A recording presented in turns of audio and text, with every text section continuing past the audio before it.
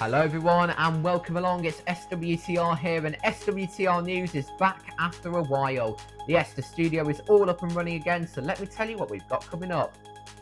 It's time to say goodbye to the Class 323 as the Class 350-2s are accepted into Northern's fleet.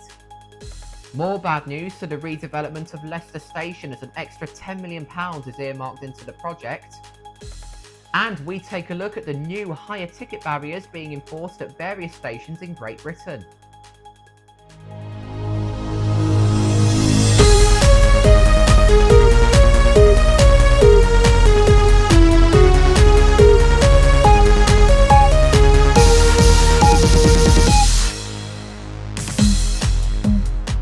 Hi everyone, first up, before I go on to the planned disruption and engineering work, I just want to say commiserations to England in their 2-1 defeat against Argentina last night at the World Cup semi-final. It was a really tense game and I think England got through it very well, but in the end Argentina got the victory and will play Spain in the final on Sunday. Moving on now though to the planned disruption and engineering work, there is amended service between London Paddington, Swansea and Carmarthen continuing through until Sunday the 2nd of August. The National Rail website shows that engineering work is taking place between Swindon and Bristol Parkway, closing some lines. Trains between London, Paddington and Swansea, some to and from Carmarthen, will be reduced to an hourly frequency and will operate to revised timings. These trains will divert between Swindon and Bristol Parkway via Bar Spa, but they will not be calling there. They will then change direction and travel at Bristol Parkway before continuing to Newport, Cardiff Central and beyond. Most trains will call additionally at Didcot Parkway. The hourly train service between London Paddington and Cardiff Central, also peak times to and from Swansea, will not run, although additional peak time trains will operate between London Paddington, Reading, Didcot Parkway, most trains and also Swindon. Okay, next up, it's time to say goodbye to the 323s with Northern. The Class 350-2s, originally with London North Western Railway, have been accepted into Northern's fleet, and this means that the Class 323s will slowly be replaced. Oh, this is really upsetting. It was really good to be riding these with West Midlands Railway before they were withdrawn from the network in 2024. And now Northern are also going to be saying goodbye to the 323s when the 350-2s are gradually moved into Northern's fleet to replace them. However, I can assure you that if there is a 323 Northern farewell tour, I will be on that, so do be sure to look out for me.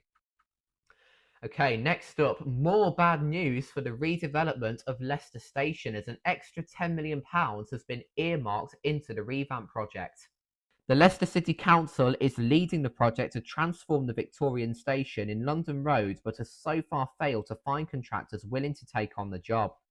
On Tuesday, the authority said it had been given permission by the government to transfer £9.95 million of levelling up funding previously awarded to upgrade the city's busy St Margaret's Way junction to the station refurbishment project.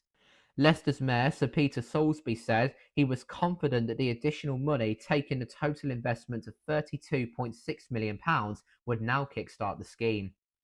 The council said it hoped work would start on the scheme in spring 2028 and be completed in 2030. However, opposition councillors said they were concerned the cost of the scheme was ballooning. Well, is this project actually going to get off the road? That is the big question. Finally though, new, taller ticket barriers are being enforced at various railway stations across Great Britain. It's part of a government goal to tackle the amount of fare evaders across Great Britain. Taller ticket barriers will be installed at railway stations across England as the government tries to crack down on fare dodging. The Department for Transport has invested £33.4 million in the scheme in a bid to prevent non-paying passengers from jumping over the gates and boarding trains. Industry body, the Rail Delivery Group, estimated at least £350 million to £400 million of annual fares revenue was lost to fraud and ticketless travel every year. The DFT said the new barriers will be deployed at what it described as fare dodger hotspots. Rail operators and stations getting funding for the new barriers include Avanti West Coast at Liverpool Lime Street and Stafford, East Midlands Railway at Market Harborough, Greater Anglia at Hertford East, Manningtree, Rayleigh, Ware and Witham, Thameslink Southern and Great Northern at Elephant and Castle, Gypsy Hill, Royston, Stevenage and Worthing, Transpennine Express at Manchester Piccadilly, and West Midlands Railway at Nuneaton, Tamworth, Worcester Foregate Street and Worcester Shrub Hill. Rail Minister Lord Peter Hendy said Fare evasion is not a victimless crime. It undermines confidence in the railway and means passengers lose out on millions in revenue, which should be invested to improve services for everyone.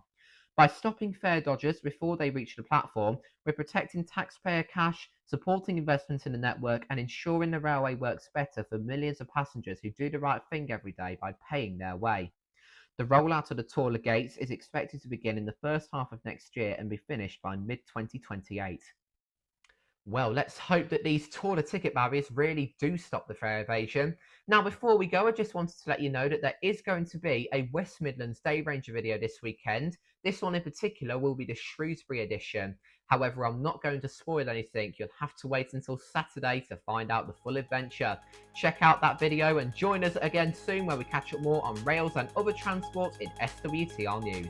Until then though, we're spotted with the rides. Remember to like and subscribe.